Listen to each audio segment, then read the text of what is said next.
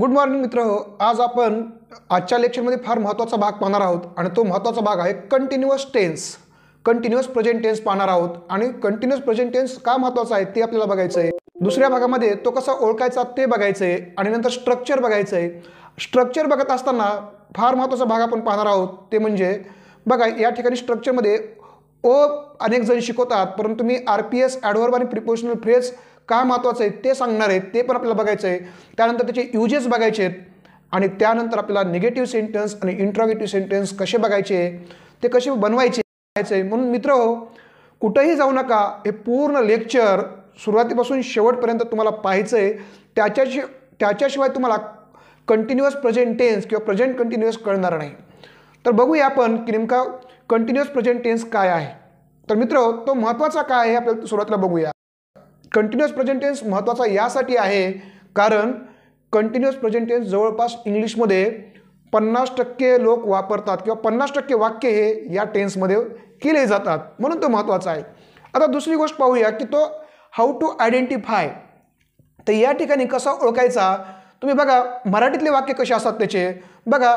नाचत आहे, काम करत आहे, सांगत आहे किंवा बोलत आहे, वाचत आहे, गात आहे. मराठी वाक्यामध्ये अशा प्रकारचे जेव्हा ॲक्शन असतात तेव्हा त्याला समजायचं की तो प्रेझेंट टेन्स आहे. म्हणजे मराठी वाक्यामध्येच नाचत आहे, काम करत आहे, बोलत आहे, वाचत आहे, अशा प्रकारचे वाक्य असतील तर आपण समजायचं की ते प्रेझेंट टेन्स आहे. तुम्हाला कोणी विचारलं की तू काय करत आहे, आपण काय म्हणतो, मी वाचत आहे. म्हणजे हे प्रेझेंट टेन्स उदाहरण असतं, कारण ॲक्शन या ठिकाणी चालू असते. ज्या टेन्समध्ये ॲक्शन चालू आहे त्याला कंटिन्युअस टेन्स म्हणायचं. लक्षात येत आहे. तर मग ही एक गोष्ट आहे की या पद्धतीने आपण हा टेन्स कंटिन्युअस प्रेझेंट टेन्स आहे ओळखू शकतो. दुसरी गोष्ट काय आहे की ज्या वाक्यामध्ये टू बीचं सहाय्यकारी क्रियापद असेल आणि क्रियापदाचं चौथं रूप म्हणजे ING रूप, त्याला आपण प्रेझेंट पार्टिसिपल म्हणतो, हे असेल तर आपण असं समजायचं की तो प्रेझेंट कंटिन्युअस टेन्स आहे. लक्षात आलं. या दोन गोष्टी म्हणजे मराठीमध्ये करत आहे, बोलत आहे, चालत आहे, वाचत आहे, गात आहे, पीत आहे, ह्या सगळ्या अशी जर रचना असेल क्रियापदाची तर त्याला म्हणायचं कंटिन्युअस टेन्स किंवा आपण त्याला चालू काळ म्हणतो मराठीमध्ये. हे पहिली गोष्ट आपण लक्षात ठेवायची. पहिल्यांदा मी तुम्हाला सांगितलं महत्त्वाचं काय आहे, तर जवळपास 50% वाक्य इंग्लिशमध्ये बोलताना किंवा मराठीमध्ये बोलताना आपण या ठिकाणी या टेन्सचे वापरत असतो. आता दुसरं बघूया आपण स्ट्रक्चर. मी तुम्हाला सांगितलं होतं की स्ट्रक्चर समजणं फार गरजेचं आहे आणि अनेक जण तुम्हाला मी सांगितलं की या ठिकाणी अनेक जण चुकीचं स्ट्रक्चर शिकवतात. कंटिन्युअस प्रेझेंट टेन्सचं स्ट्रक्चर काय सांगतात, सब्जेक्ट प्लस टू बीचं हेल्पिंग व्हर्ब प्लस क्रियापदाचं चौथं रूप प्लस ऑब्जेक्ट सांगतात. काय सांगतात, ऑब्जेक्ट. परंतु मित्र हो, मी तुम्हाला ऑब्जेक्ट सांगणार नाही. तर मी काय करत असतो, नेहमी मी माझ्या तासामध्ये पण लेक्चरमध्ये पण मी RPS सांगत असतो. का RPS सांगत असतो, तर सगळ्याच वाक्यामध्ये क्रियापदाच्या नंतर ऑब्जेक्ट येत नाही. तर काय येतं मग, तर कधी ॲडव्हर्ब येतं, कधी प्रिपोजिशनल फ्रेज येत असते. म्हणून आपण S plus helping verb plus main verb plus object म्हणणं चुकीचं आहे. तर त्यावेळेस काय म्हटलं पाहिजे, RPS. मग हे RPS मी काय वापरलं आहे, RPS म्हणजे रिमेनिंग पार्ट ऑफ सेंटन्स. लक्षात घ्या. म्हणजे मेन व्हर्बच्या नंतर जे वाक्य येतं त्याला आपण शिल्लक वाक्य किंवा इतर वाक्य म्हणूया. ते कधी कधी ॲडव्हर्ब असतं, कधी कधी प्रिपोजिशनल फ्रेज असते. म्हणून अनेक शिक्षक देखील शिकवताना ऑब्जेक्ट शिकवतात, हे आपण लक्षात घेण्याची गरज आहे. तर चला आपण आता ही स्ट्रक्चरची माहिती पाहूया. आपल्याला माहिती आहे की प्रत्येक वाक्याच्या सुरुवातीला काय असतं, सब्जेक्ट असतं. काय असतं, सब्जेक्ट असतं. तर मग सब्जेक्टमध्ये काय येतं, तर कधी आय येतं.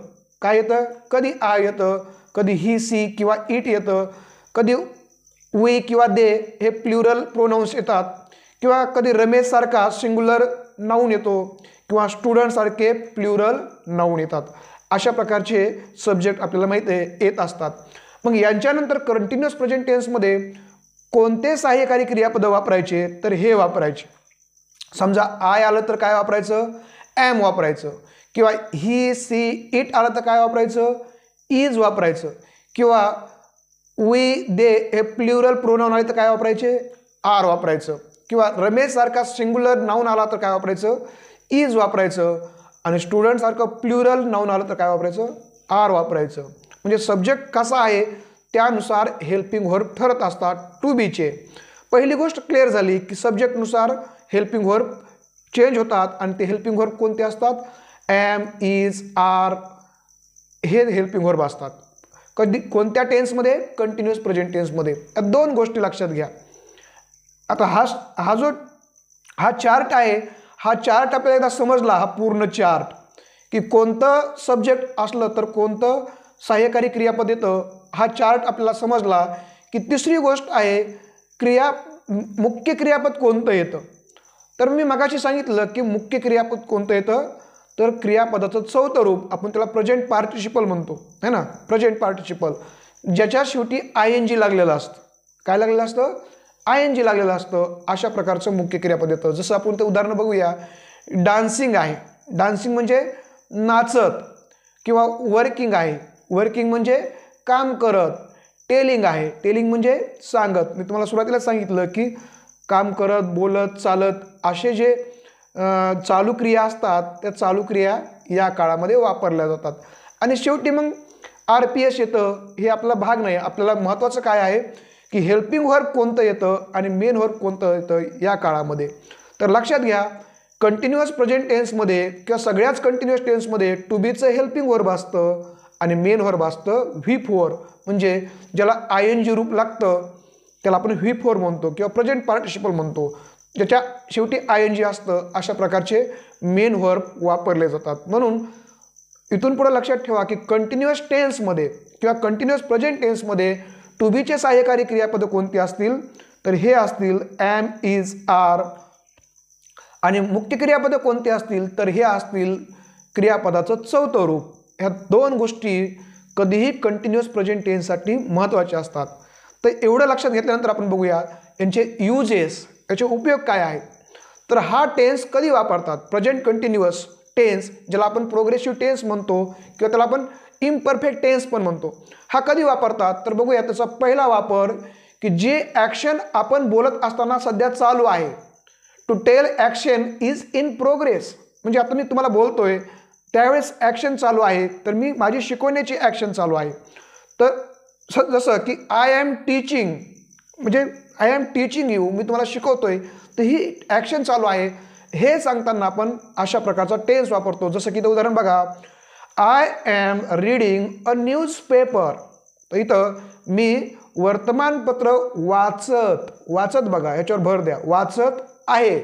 तर या ठिकाणी जेव्हा एखादी क्रिया चालू असते त्यावेळेस ती चालू असलेली क्रिया सांगण्यासाठी या काळाचा प्रेझेंट कंटिन्युअस टेन्सचा वापर होतो. किंवा माय मॉम इज कुकिंग डेली, माझी आई रोज स्वयंपाक बनवत आहे. अशा प्रकारे जी ॲक्शन चालू असते आपण बोलताना, तर ती ॲक्शन सांगण्यासाठी अशा प्रकारचा टेन्स वापरतात. तिसरं एक वाक्य तुमचा अजून या टेन्सबद्दलचं वापर क्लिअर करेल. दे आर प्लेइंग क्रिकेट, म्हणजे ते क्रिकेट खेळत आहेत, म्हणजे त्यांची ॲक्शन चालू आहे. हे सांगण्यासाठी आपण या टेन्स, म्हणजे एखादी ॲक्शन प्रोग्रेस आहे, कंटिन्यू चालू आहे आता सध्या, तर अशा वेळेस या टेन्सचा वापर करतात. हे लक्षात घ्या. दुसरा नियम काय सांगतोय की हा कधी वापरायचा, to tell action in near future.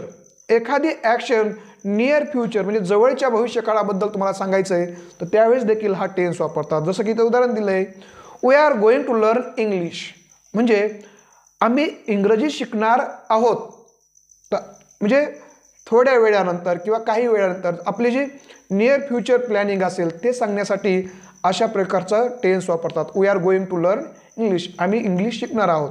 जसं की मी तुम्हाला इंग्रजी शिकवणार आहे, मग I am going to teach you English अशा प्रकारे. किंवा I am giving a speech at night, म्हणजे आज रात्री मी एक स्पीच देणार आहे. म्हणजे जरी हे तुम्हाला भविष्यकाळातलं वाटत असलं तरी असे वाक्य एक जवळच्या भविष्यकाळातलं वाक्य सांगण्यासाठी देखील अशा प्रकारच्या या टेन्सचा म्हणजे कंटिन्युअस प्रेझेंट टेन्सचा वापरतात. हे दोन महत्त्वाचे उपयोग तुम्ही लक्षात घ्या. आता पाहूया ह्याचे निगेटिव्ह सेंटेन्सेस कसे बनवतात. फार सोपं आहे. निगेटिव्ह सेंटेन्सेस बनवताना काय करावं लागतं की जो हेल्पिंग व्हर्ब आहे त्या हेल्पिंग व्हर्ब नंतर काय करायचं, नॉट वापरायचं. काय करायचं, नॉट वापरायचं. बघा इथं आर हा हेल्पिंग व्हर्ब आहे, त्याच्यानंतर काय केलंय, त्याच्यानंतर नॉट वापरलं आहे, बरोबर आहे, आरच्या नंतर नॉट वापरलं आहे. किंवा माय सिस्टरच्या नंतर जे इज हे हेल्पिंग व्हर्ब आहे त्याच्यानंतर नॉट वापरलं आहे. म्हणजे निगेटिव्ह सेंटेन्सेस करताना आपण नॉट वापरतो. आणि नॉट कधी वापरायचे तर ह्या हेल्पिंग व्हर्ब नंतर. आपल्याला माहिती आहे की प्रेझेंट कंटिन्युअस टेन्समध्ये हेल्पिंग व्हर्ब कोणते आहेत, एम, इज, आर, यांच्यानंतर नॉट वापरायचं. सोपी गोष्ट आहे. बघा इथं my sister is not writing in the notebook, किंवा असंही म्हणू शकता my sister isn't writing in the notebook, अशा प्रकारे. आता सगळ्यात महत्त्वाचा भाग आहे इंट्रोगेटिव्ह सेंटेन्सेस कसे करतात. इंट्रोगेटिव्ह सेंटेन्सेस म्हणजे प्रश्नार्थक वाक्य. तर प्रश्नार्थक वाक्य दोन प्रकारचे तुम्हाला माहिती आहे की व्हर्बल क्वेश्चन असतात आणि WH क्वेश्चन असतात. तर इथला पहिला प्रश्नार्थक वाक्य बघा, तर हा बनवला आहे are you speaking in English. तर इथं बघा यू काय आहे, इथं सब्जेक्ट हा यू आहे. सब्जेक्ट कोणता आहे, यू. तर हेल्पिंग व्हर्ब काय झालंय, यूच्या अगोदर वापरलंय.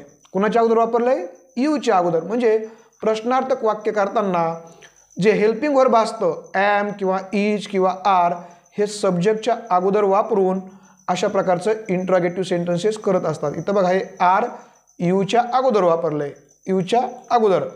तर अशा प्रकारे इंट्रोगेटिव्ह सेंटेन्स करायचं. म्हणजे कधीही हेल्पिंग व्हर्ब सब्जेक्टच्या अगोदर वापरायचं, इंट्रोगेटिव्ह सेंटेन्सेस होतं.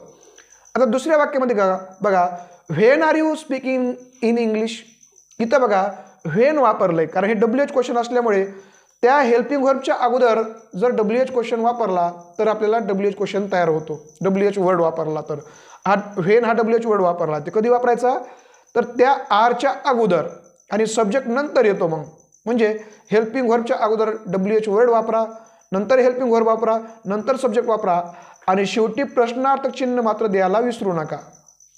कधी इंट्रोगेटिव्ह सेंटेन्सेसमध्ये. एखाद्या वाक्यामध्ये जर समजा आरंट वापरायचं म्हणजे आय एम नॉट वापरायचं असेल तर एम नॉट नाही वापरायचं, तर काय वापरायचं, आरंट करायचं त्याचं आणि प्रश्न तयार करायचा. आणि तो कधी वापरायचा, तो देखील सब्जेक्टच्या अगोदर वापरायचा.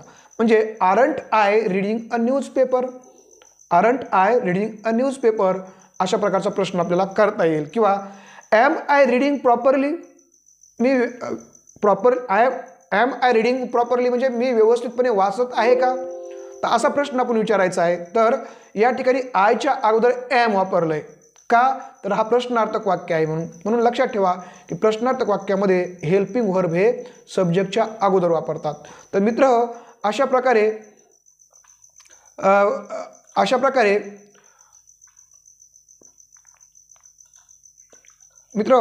प्रकारे आपण आज या ठिकाणी कंटिन्युअस टेन्स बघितला आहे. आणि कंटिन्युअस टेन्समध्ये कंटिन्युअस टेन्स कसा ओळखायचा, त्याच्या मराठी वाक्यांची रचना कशी असते, त्यात व्हर्ब कसं येतं ते बघितलं. त्यानंतर त्याचे स्ट्रक्चर बघितले, त्यानंतर त्याचे वाक्य कसे होतात ते बघितलं आपण. आणि नंतर निगेटिव्ह सेंटेन्सेस कसे करायचे, इंट्रोगेटिव्ह सेंटेन्सेस कसे करायचे आणि त्याच्या स्ट्रक्चरमध्ये काय अडचण आहे हे सगळं मी तुम्हाला शिकवलेलं आहे. मित्र हा व्हिडिओ जर समजला असेल तर सबस्क्राईब करायला विसरू नका.